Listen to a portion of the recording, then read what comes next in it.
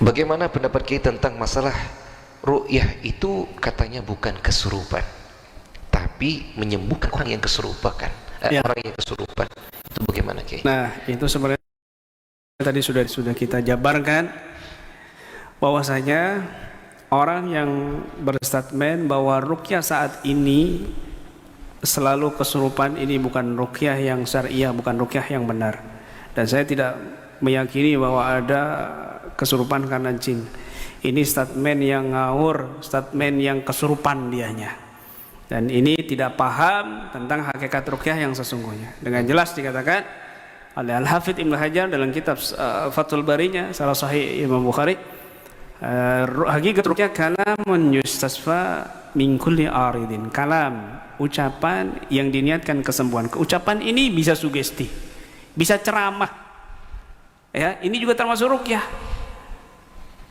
Bisa menjabarkan, lalu dikasih pencerahan dan doakan, ini juga ruqyah.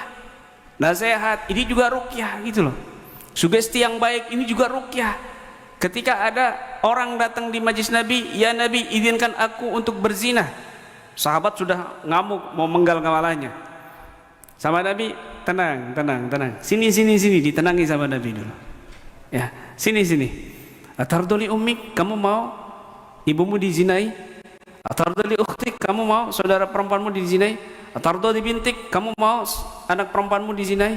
Enggak mau ya Rasulullah. Demikian juga ibunya orang, istrinya orang, putrinya orang tidak mau dizinai oleh kamu. Akhirnya lalu didoakan oleh Nabi SAW dadahnya. Dan ketika keluar dari majlis dia mengatakan, tadi aku berambisi untuk berzina, sehingga aku minta izin berzina sama Nabi. Saat ini setelah aku keluar dari majlis, tidak ada perkara yang aku benci kecuali perzinaan. Ini ruqyah. Kalam, ucapan. Yustasfa min kulli aridin, yang ditujukan untuk niat kesembuhan dari segala macam penyakit dan gangguan. Tidak ada satupun ulama yang mengatakan definisi ruqyah itu hanya untuk orang yang kesurupan saja. Ini ngawur ini. Ya. Ini jelas orang yang nggak akal sehat, nggak punya akal sehat. Jadi peruqyah kok ada kesurupan? Kenapa kok ada ruqyah kok kesurupan? Ini sudah kita jelaskan tadi. Ada 3 jenis kesurupan. Kesurupan karena jin, dan ini diakui oleh Islam. Kesurupan karena medis, ya. Tadi itu sudah kita jelaskan di kitab Zadul Ma'ad, ya. Juga kesurupan karena psikis, ya, bereaksi dan lain sebagainya. Dan ini juga kita akui semuanya. Dan tidak mesti reaksi kesurupan itu dengan kita ruqyah. Kadang ada orang nih pegang keris kesurupan, nih pegang kalung, nih pegang gelang kesurupan. Itu ada yang begitu. Apa kamu mengatakan bahwa ini kesurupannya karena gelang, kesurupannya karena ini dan lain sebagainya? Kan begitu. Nah, maka apa namanya, kesurupan itu objektivitas yang berbeda dengan objek ruqyah, dengan subjek ruqyah, ya. Jadi kesurupan ini reaksi daripada pasien.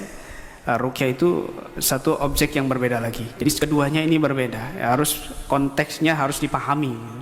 Tidak mesti orang di ruqyah itu reaksinya kesurupan. Ada yang reaksinya muntah-muntah, bahkan nggak ada yang reaksi. Ada juga yang nggak reaksi, tapi setelah itu dia sembuh dari penyakitnya. Nah, jadi kita tidak mencari kesurupan ketika melakukan proses ruqyah, tapi kita mencari kesembuhan dari segala macam penyakit dengan tabaruk Al-Quran. Begitu. Nah, oke. Alhamdulillah wa syukurillah.